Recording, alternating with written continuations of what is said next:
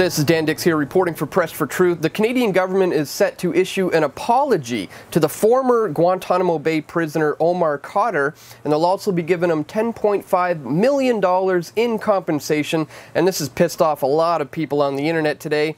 So in this video, we're going to explain to these painfully delusional, fear state-minded people why this is in fact a good thing and should have been done a long time ago. Let me be the first to say, Omar Khadr, congratulations. You're finally getting what you deserve. Alright, let's start by laying out all the facts of this case. Omar Khadr was 15 years old when he was captured by US troops in Afghanistan after he allegedly threw a grenade which took the life of US Sergeant Christopher Spear. At 15 years old, you are a child. That is undebatable.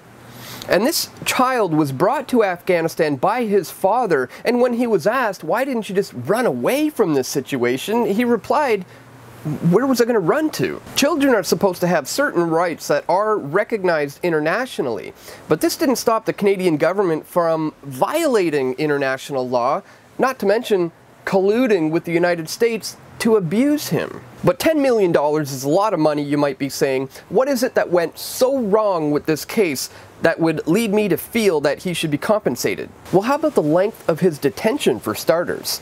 He was detained at Guantanamo Bay for over 3 years before he was charged with anything. International standards provide that the arrest and the detention of a child must be used only as a measure of last resort, and for the shortest appropriate period of time, and that the case must be handled as speedily as possible. How about the right to legal assistance?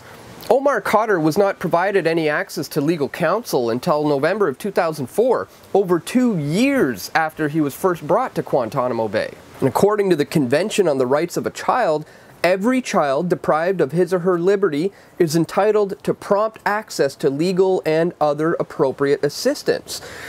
But not for Khadr, it seems. How about his rights to education and recreation, and more importantly, rehabilitation? According to the UN rules for the protection of juveniles, children deprived of their liberty have the right to special care and assistance, including the right to education and recreation.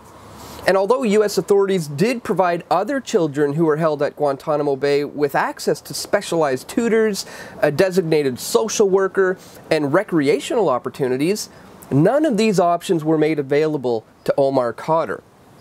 And according to the International Covenant on Civil and Political Rights, child offenders should have access to specialized juvenile justice systems with specially trained judges and prosecutors and attorneys. A cornerstone of international juvenile justice standard is also a focus on rehabilitation and social reintegration. Omar Khadr has never been given the opportunity to request that his case be transferred to a specialized juvenile justice system or the consideration of a non-judicial disposition. He has not been given the chance to access any kind of specially trained judges or prosecutors with expertise in juvenile justice standards, or any of the particular needs and rights of alleged juvenile offenders. Absolutely no consideration has been given to him whatsoever for his rehabilitation or eventual reintegration into society. And you do know what goes on at Guantanamo Bay, right? They interrogate and torture people.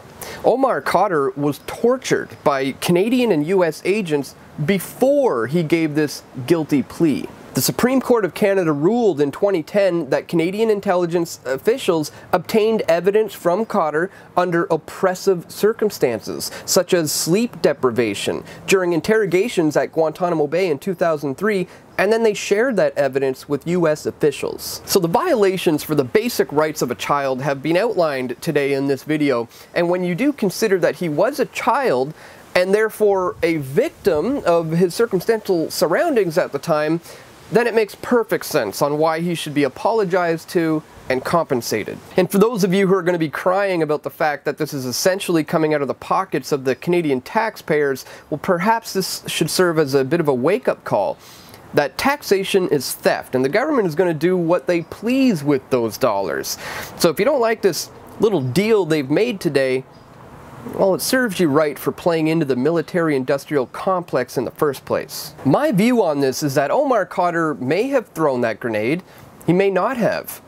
But either way, he was a child that was placed there by his father and forced to fight. The fact that the Canadian government turned its back on one of its own, a Canadian child soldier victim, is despicable, and I'm glad that the courts ruled in his favor. Let me know your thoughts on this case in the comment section below, and whether or not you agree with me or disagree with me, and why. And of course, we can't do this work without the support of you, the viewers, so please check us out on patreon.com/pressfortruth, where next week I'm going to be doing my first patron members only AMA, where you can get your questions in and I will read your questions and answer them live on the air. Check the links in the description below to find out how you can get involved, and click that like button, share this video if you found the information useful, and stay tuned, my friends, we've got more video reports coming soon. This is Dan Dix reporting for Press for Truth.